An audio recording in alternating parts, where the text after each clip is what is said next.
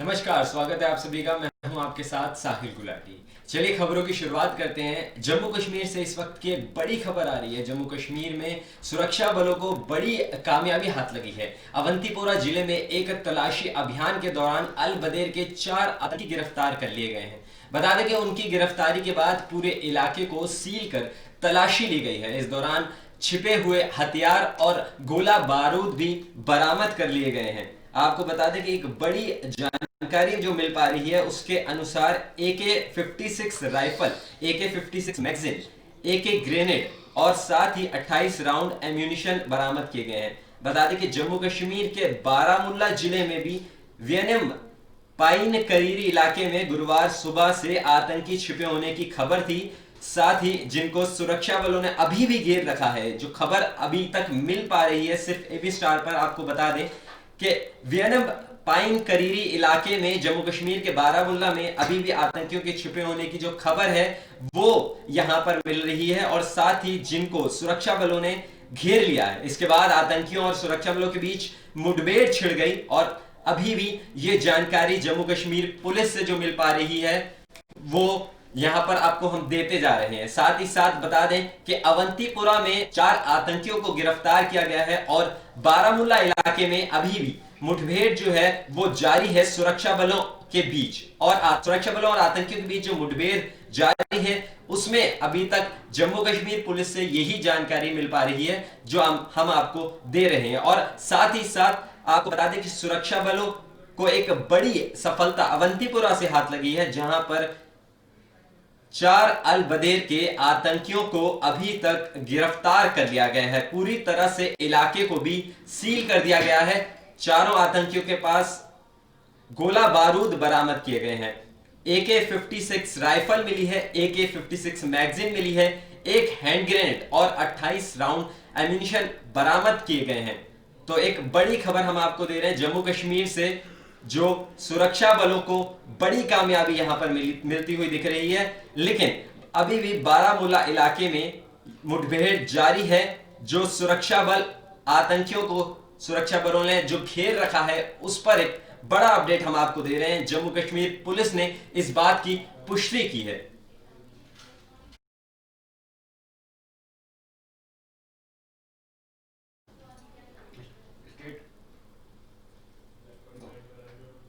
उधर दिल्ली बॉर्डर पर कृषि कानूनों के विरोध में इस बीच केंद्र सरकार ने आगामी 25 दिसंबर को 9 करोड़ किसानों को 18,000 करोड़ रुपए की किसान सम्मान निधि देने की घोषणा की है। यह धनराशि सीधे किसानों के खातों में ट्रांसफर की जाएगी।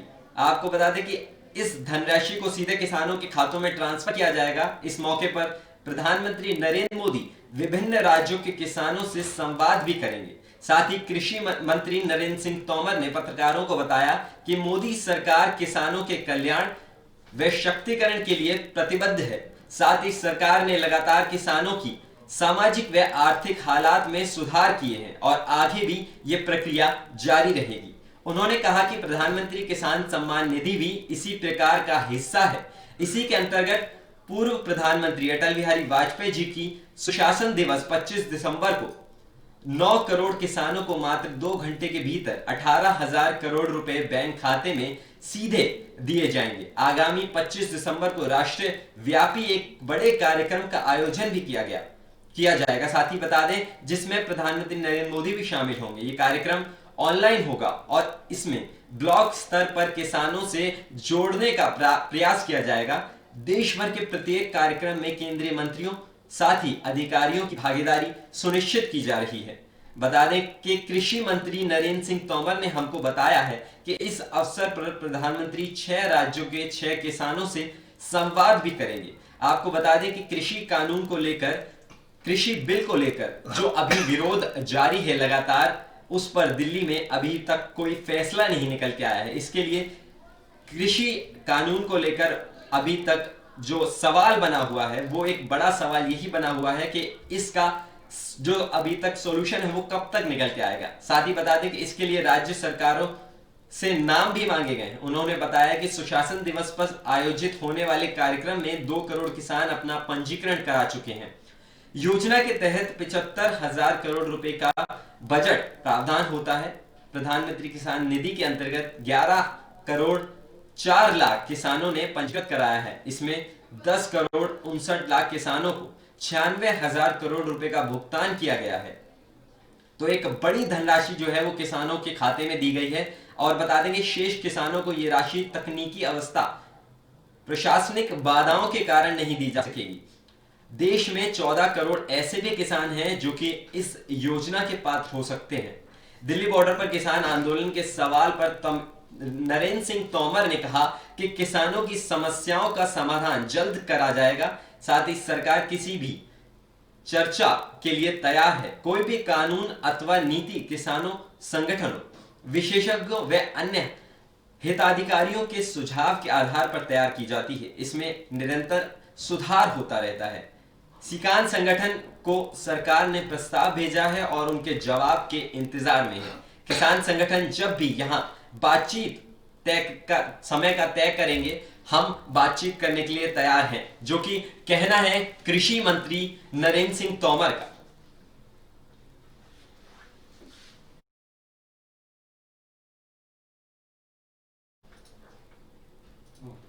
चलिए अगली खबर की ओर बढ़ते हैं। किसानों ने जो किसानों को संशोधन प्रस्ताव दिया गया था उसको नकार दिया है, जिसको लेकर राहुल गांधी ने मार्च निकालने की इजाजत मांगी थी, जिसको यहां पर मार्च निकालने की उनको इजाजत नहीं दी गई है। साथ ही दिल्ली में धारा 144 लागू कर दी गई है। बीते दिन सिंधु बॉर्डर पर हो रहे प्रदर्शन को देखते हुए किसान संगठनों की बैठक हुई, जिसमें सरकार के प्रस्ताव को नकार दिया है। किसानों ने सरकार को लिखकर नया प्रस्ताव देने की बात कही है, जिस पर विचार किया जाएगा, ऐसा कहना है केंद्र सरकार का। वहीं बता दें किसानों की सबसे बड़ी मांग अब यह है कि तीनों कानूनों को वापस लिया जाए। किसानों का यह फैसला तब आया जब 25 दिसंबर को प्रधानमंत्री नरेंद्र मोदी ने हजारों किसानों से संवाद किया। उनके खाते में कृषि सम्मान निधि की योजना की किश्त भेजने की जो प्रक्रिया है वो पूरी की जाएगी। कांग्रेस नेता राहुल गांधी ने एक बार फिर कृषि कानूनों के मसले पर राष्ट्रपति रामनाथ कोविंद से मुलाकात करने की बात कही है, क्योंकि वह मार्च निकालना चाहते थे दिल्ली में, जिसको निकालने की अनुमति उनको दी नहीं गई है। आपको बता दें कि कांग्रेस नेता राहुल गांधी अब कृषि कानूनों के मसले पर राष्ट्रपति रामनाथ कोविंद से मुलाकात करेंगे। उनके साथ विपक्ष के कई अन्य नेता भी शामिल होंगे। गुरुवार को राहुल गांधी की अगुवाई में एक मार्च निकलने वाला था, लेकिन राहुल गांधी को मार्च निकालने की इजाजत नहीं दी गई। फिलहाल राहुल गांधी 2 करोड़ किसानों के हस्ताक्षर वाला पत्र राष्ट्रपति को सौंपेंगे और कानून वापसी की अपील भी करेंगे। मुलाकात सुबह करीब 12 बजे के बाद हो सकती है। किसानों के आंदोलन के बीच किसान सेना के समर्थक कृषि मंत्री नरेंद्र सिंह तोमर से मुलाकात भी करेंगे। किसान सेना के नए कृषि कानूनों पर अपना समर्थन देंगे। साथ ही किसानों के द्वारा एक बार प्रेस कॉन्फ्रेंस भी की जाएगी, जिसमें किसान नेता 1 बजे के आसपास इस आंदोलन का कारण बताएंगे। किसान मोर्चे की ओर से अपने डिजिटल प्लेटफॉर्म पर इस आयोजन का आरंभ किया जाएगा, ताकि अगर लोगों को कुछ सवाल हो तो वहां पर वह जवाब दे सकेंगे। तो एक बड़ी राजनीति यहां पर देखने को मिल रही है। किसानों को लेकर बड़ी राजनीति सामने आ रही है, जो कि विपक्ष लगातार करता हुआ नजर आ रहा है। सरकार हमेशा कोशिश कर रही है कि जो भी बिल है उस पर संशोधन किया जाए और किसानों के मसले को शांतिपूर्ण तरीके से खत्म किया जाए, लेकिन विपक्ष जो है वो भी इसमें अपनी राजनीति दिखाता हुआ नजर आ रहा है।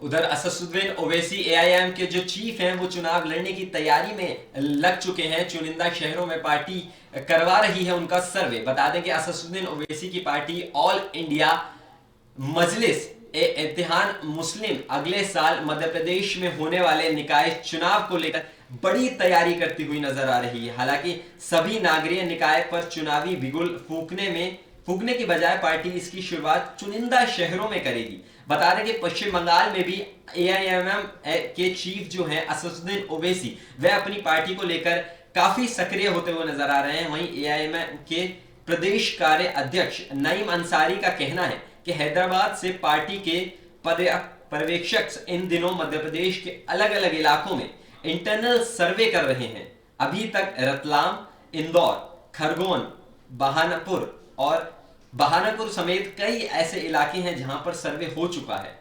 नए अंसारी के मुताबिक मध्य प्रदेश प्रभारी सैयद मुनहाजुद्दीन दौरे पर हैं और साथ ही वो इंदौर, रतलाम, जावरा, खरगोन, खंडवा, बुरहानगर, जबलपुर में सर्वे अभी तक जो है किया जा चुका है। इन्हीं शहरों पर पार्टी का निकाय चुनाव को लेकर ज्यादा फोकस रहने वाला है, ऐसा कहना है उनके जो कार्यकारी अध्यक्ष हैं उनका। आपको बता दें कि आलाकमान तय करेगा कि इन 6 शहरों में से निकाय चुनाव लड़ना है या भी शहरों में चुनाव लड़ा जा सकता है, इस पर भी अभी सवाल बना हुआ है। लेकिन बता दें कि मध्य प्रदेश में कोई भी चुनाव नहीं लड़ा है अभी तक एआईएमएम ने। इसे मध्य प्रदेश की इसकी चुनावी यात्रा का आगाज कह सकते हैं। आपको बता दें कि मध्य प्रदेश के निकाय चुनावों में हमेशा से ही बीजेपी का दबदबा रहा है। हाल ही में कांग्रेस को हराकर बीजेपी ने वहां पर अपना कब्जा किया था और पिछले निकाय चुनाव में भी सभी मेयर पदों पर भाजपा का ही कब्जा रहा है। लेकिन हाल ही में ग्रेटर हैदराबाद म्युनिसिपल कॉर्पोरेशन के चुनाव में एआईएमएम ने उसके ही गढ़ में भाजपा ने चुनौती दे दी थी। ऐसे में देखना दिलचस्प होगा कि ओवैसी क्या भाजपा को उसके गढ़ में चुनौती देंगे या नहीं।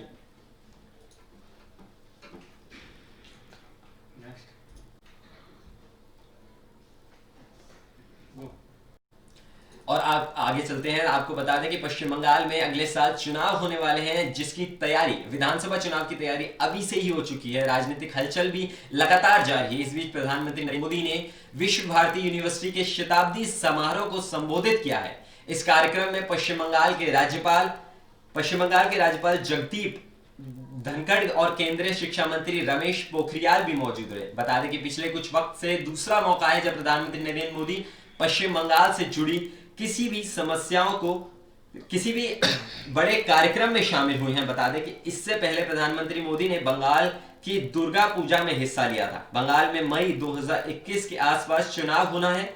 उससे पहले भारतीय जनता पार्टी और तृणमूल कांग्रेस के बीच राजनीतिक जंग छिड़ चुकी है। बीते दिनों बीजेपी अध्यक्ष जेपी नड्डा, गृह मंत्री अमित शाह ने बंगाल दौरा किया था और टीएमसी पर जमकर हमला बोला था। केंद्रीय गृह मंत्री अमित शाह जनवरी में भी बंगाल का दौरा करने वाले हैं, जहां उन्हें एक जनसभा को संबोधित करना है। गुरुवार को प्रधानमंत्री नरेंद्र मोदी के संबोधन के बाद भी तृणमूल कांग्रेस एक प्रेस कॉन्फ्रेंस कर सकती है, ऐसा अभी तक जो संकेत मिल रहे हैं वो माना जा रहा है। वहीं आपको बता दें कि अभी कल ही खुद ममता बनर्जी, जो कि सीएम पश्चिम बंगाल के, उन्होंने अमित शाह पर हमला बोला था। उन्होंने कहा था कि भद्दी राजनीति यहां पर देखने को मिल रही है, वो बंगाल की गलत छवि को पेश कर रहे हैं। तो एक बड़ा सवाल अभी विधानसभा चुनाव को लेकर बना हुआ है, जो कि पश्चिम बंगाल में होने वाले हैं।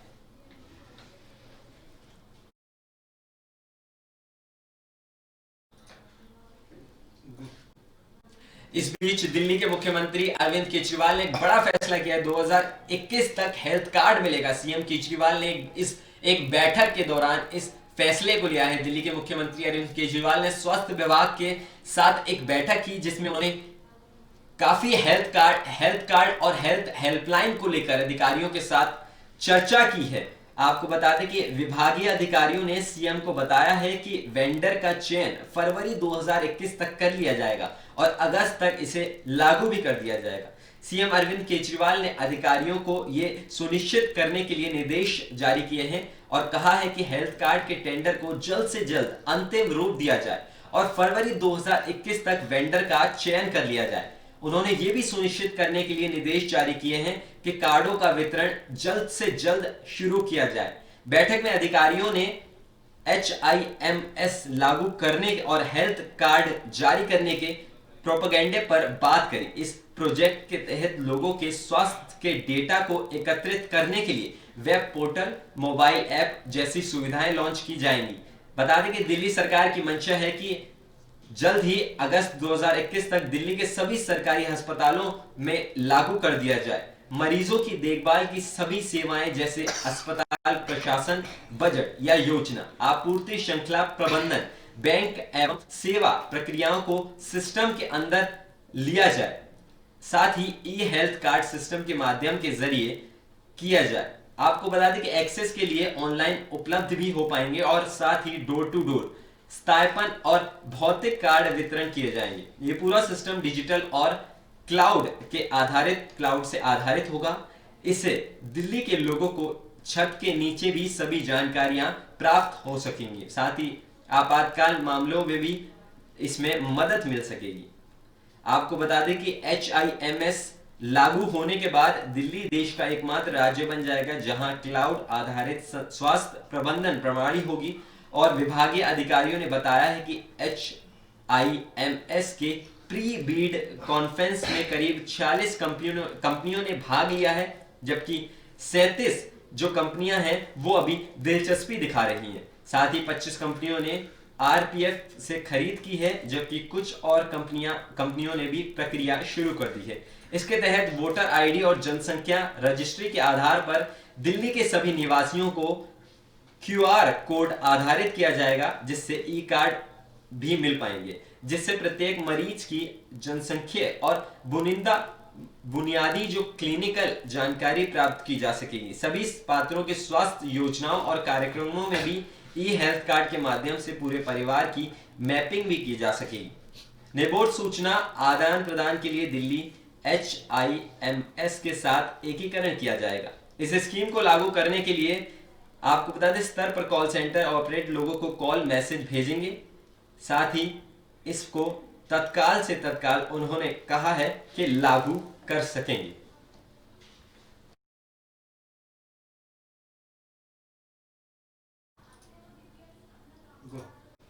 वहीं आपको बता दें कि यूके में कोरोना के नए स्ट्रीम से हड़कंप मच गया है। दक्षिण अफ्रीकी की उड़ानों पर रोक लगा दी है। साथ ही ब्रिटेन में कोरोना वायरस का नया स्ट्रीम मिलने से पूरी दुनिया खौफजदा हो चुकी है। इस बीच ब्रिटेन के स्वास्थ्य सचिव मैट हैनकॉक ने बुधवार को कहा कि दक्षिण में जिस तरीके से स्ट्रीम की फैलावट हो रही है, दक्षिण अफ्रीका से आने वाले सभी लोगों को खुद को आइसोलेट करने के लिए सलाह दी है। यानी ब्रिटेन में कोरोना के बेहद तेजी से फैलने वाले नए स्ट्रीम के बाद अब यहां वायरस का एक और नया स्ट्रेन जो है सामने आया है, जो कि बहुत संक्रामक है। अभी तक जो जानकारी मिल पा रही है कि नए स्ट्रेन के 2 नए मामले सामने हैं।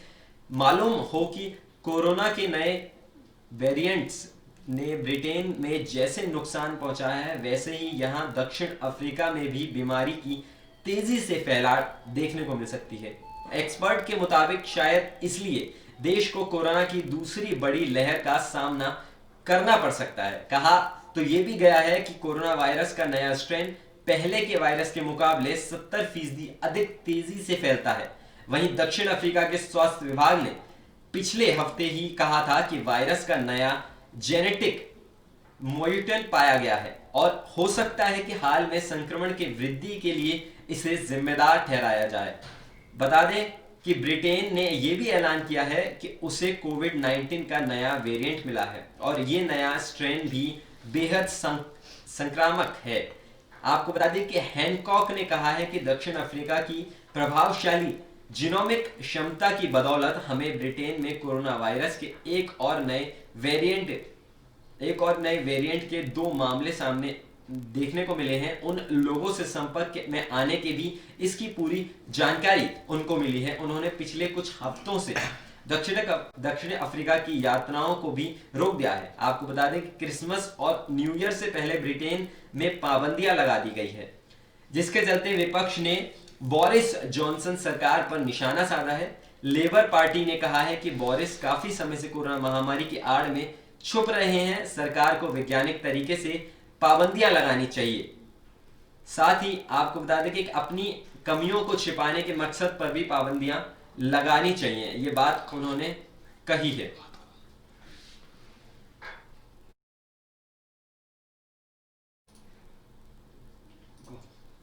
उधर आपको बता दें देश में पिछले 24 घंटे में 24,712 नए केस सामने आए हैं। बीते दिन 29,791 मरीज जो हैं वो ठीक हो गए। ये एक अच्छी खबर है। भारत में कोरोना संक्रमण के मामले अभी भी तेजी से बढ़ रहे हैं। हालांकि देश में लगातार चौथे दिन 25,000 से कम कोरोना मामले सामने आए हैं और लगातार 13वें दिन 30,000 से कम केस दर्ज किए गए हैं।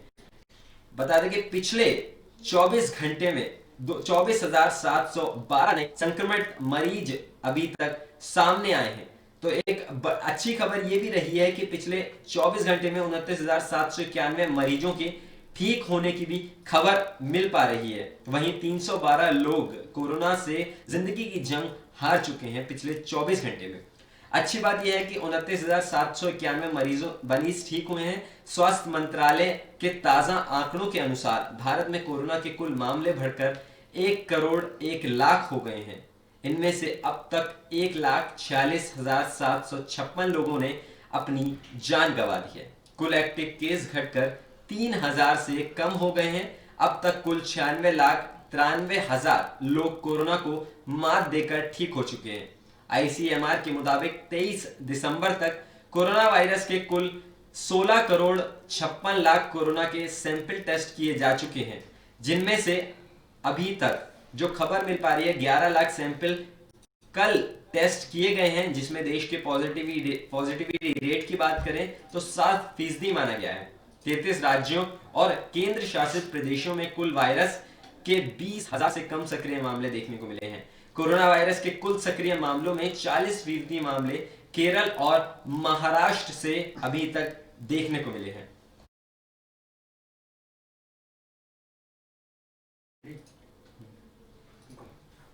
उधर दिल्ली एनसीआर में कड़ाके की ठंड ने लोगों का जीना मुहाल कर रखा है। मैदानी इलाकों में कोहरे का सितम देखने को मिल रहा है। दिल्ली एनसीआर समेत पूरा उत्तर भारत इन दिनों कोहरे और बर्फीली हवाओं की चपेट में है। दिल्ली से लेकर उत्तर प्रदेश, हरियाणा, बिहार, यूपी और मैदानी इलाकों में कोहरे और शीतलहर की चपेट में है। वहीं पहाड़ी इलाकों की बात करें तो जम्मू कश्मीर और हिमाचल आदि में बर्फबारी हो रही है। ये बर्फबारी मैदानी इलाकों में ठंड की वजह बनी हुई है। आपको बता दें कि राष्ट्रीय राजधानी दिल्ली और उसके पड़ोसी राज्यों में अलग कुछ दिन तक सुबह के समय घना कोहरा छाया रहा है। साथ ही कंपकपा देने वाली शीतलहर का भी सामना लोगों को करना पड़ रहा है। वहीं मौसम विभाग के मुताबिक नए साल के पहले संध्या का जश्न भी कड़ाके की ठंड के बीच मनाना पड़ सकता है, ऐसा उनका कहना है, क्योंकि तापमान में 2 से 3 डिग्री तक की गिरावट होने की पूरे आसार देखने को मिल रहे हैं। गुरुवार को भी दिल्ली के और आसपास के इलाकों में भी घना कोहरा छाया रहा। पंजाब, पश्चिमी यूपी, दिल्ली, पूर्वी उत्तर प्रदेश समेत तमाम इलाकों में आज भी सुबह घना कोहरा देखने को मिला है। दिल्ली के पालम इलाके में इतना घना कोहरा था कि 50 मीटर दूर देख पाना भी मुश्किल हो रहा था। वहीं अमृतसर में भी दो दृश्यता मात्र 25 मीटर रही है। तो एक बड़ी जो मुसीबत है उससे आपको यहां दिल्ली वासियों को झेलना पड़ रहा है। दिल्ली ही नहीं, पूरे देश में कोहरे के कारण लोगों को काफी परेशानियां हो रही है। लोग आग जलाकर अपना गुजारा कर रहे हैं। तो एक बड़ा यहां पर सवाल बना हुआ है। एक पॉल्यूशन को भी लेकर, यहां पर प्रदूषण को लेकर काफी समस्या खड़ी हुई थी। अब जो कोहरे की घनी चादर जो है वो देखने को यहां पर मिल रही है।